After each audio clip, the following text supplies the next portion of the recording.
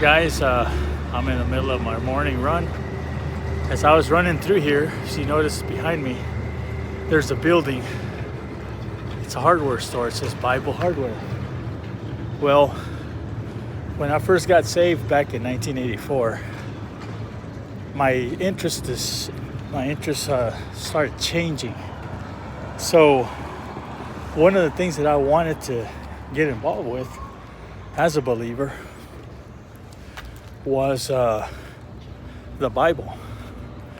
So I was looking through the phone book, but back then they didn't have cell phones and all this internet stuff. So I was looking through there and I saw that there was a store totally dedicated to Bibles, Bible hardware. So I thought to myself, I told Amy, I said, man, you know what? I found this store in Abilene and it's called Bible Hardware. Let's go in there so we can go and find some Bibles and stuff. So we drove all the way over here and we thought, man, I'm looking forward to this. So I parked outside and walked inside this store, and I was all excited. The lady says, "Can I help you, sir?" And I said, "Ma'am, where's the Bibles at? I'm actually going to go inside for a little bit." And this is what I saw. Hardware stuff, tools. I remember seeing some shovels and gardening hoses and stuff. So every time I drive by here or run by here, I always think about that. Man, look what I was doing.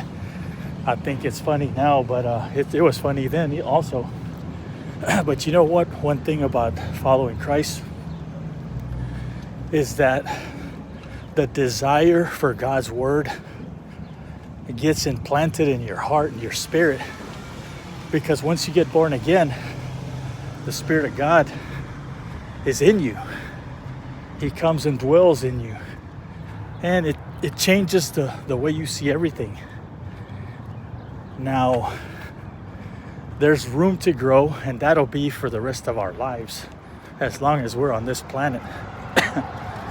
But we should be striving for perfection, for holiness, for righteousness according to God and His kingdom. But if you say you've been born again and that's not a desire in your heart, you need to take another look at that. Because somebody who's born again will have different desires. You'll lose all the desires for the drugs and alcohol and all that mess. And now your desires to do God's will, to obey Him, to follow Him, to learn His word. And then not only do you want to learn His word, but you also want to go share His word. And that's for every believer.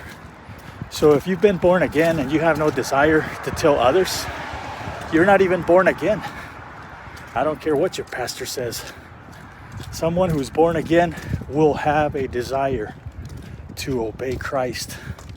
They'll have a desire for the word, for fellowship, and to do missionary work on a daily basis wherever you go. So, keep that in mind. If you're born again, things change, and they change in a big way. I'm gonna run a few miles and stop and gather some more thoughts. I'll put them together and I'll share those thoughts with you guys also. So, God bless.